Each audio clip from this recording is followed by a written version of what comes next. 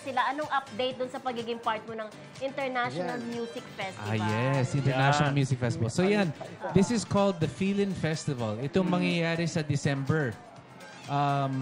Kasama ko dito si Justin Bieber. Wow! Kasama ko dito si Ed Sheeran. Wow! May mga ibang Hollywood din kasama. Ako yung representative ng Philippines. Wow! Yeah. So December 5, 6, 7, and 8 yun.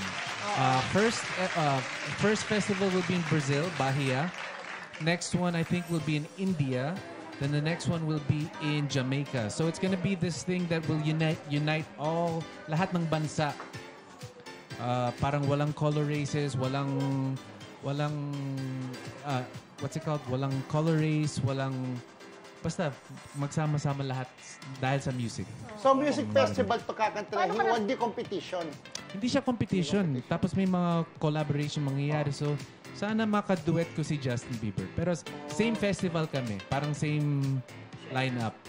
Galing. Anong feeling mo sa ganyang event na parating? Na, Ay, sobrang parang I feel very proud. I feel very honored to even be part of this.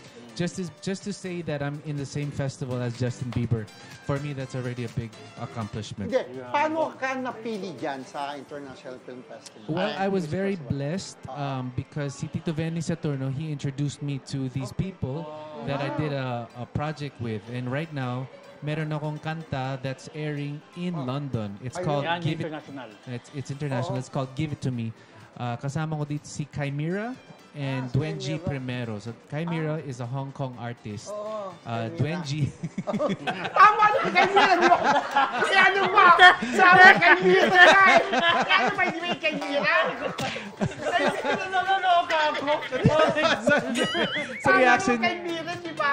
Kaimira! Hindi niya kilala. Si Kaimira, ano feeling mo? Nakasama sila, mga Kaimira. Hindi sa akin, Kaimira yun.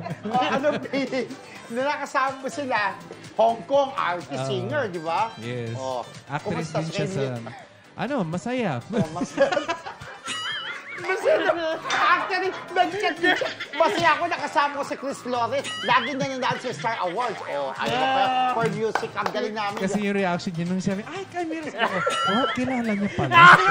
Hindi close kami. Paano mo nakilala?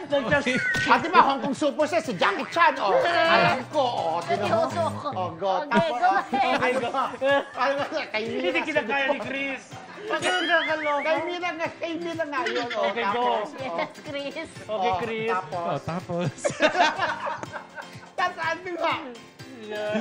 Tapos ano nga? Nasa London na ngayon and it's airing in sa mga clubs ngayon. So, yeah. Ayun. So, antay tayo. Antay tayo. Natawa ako. Anong nakakatawa, dami-daming singers. Ikaw yung napi kasi mahusay ka naman talaga. And fairness sa'yo. Ay, thank you.